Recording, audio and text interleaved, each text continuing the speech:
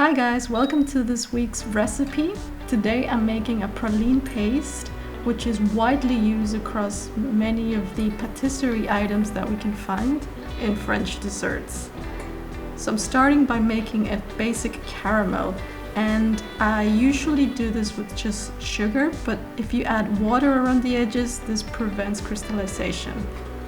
But don't worry, as you can see, I also get some crystals sometimes when I'm stirring too much, but just make sure you don't burn the caramel and just keep stirring if that happens. So this is the main component of the pralines. We have a combination of almonds and hazelnuts that I've pre-toasted in the oven, and I like to toast them because that gives them extra flavor. So just give them a quick stir and make sure that all these nuts are well combined with the caramel. Once that's achieved, you can take this off the heat, and I'm transferring them on a baking tray that has been lined with silicone paper or silicone mat, and this will help me later on when I try to remove this caramel mixture. So once it's completely cooled, we can break this apart. So you can see we have some bits that are just hanging from the main chunk, and I just like to take those out.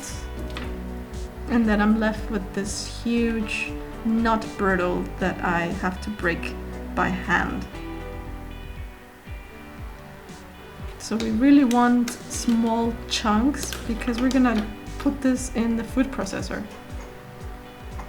And I really recommend that you use a food processor or a really high quality blender for this part. There's really no other way to do this. So I'm just putting in all these chunks, and in order to get this into paste form, I'm using a nut oil. In this case, I have peanut oil.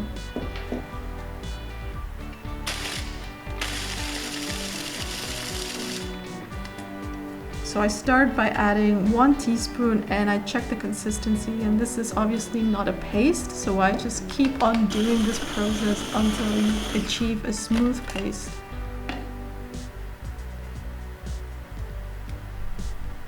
It should be a bit runny, so this is not quite there.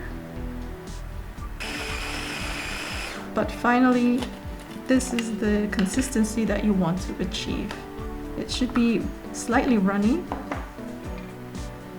almost like an almond butter.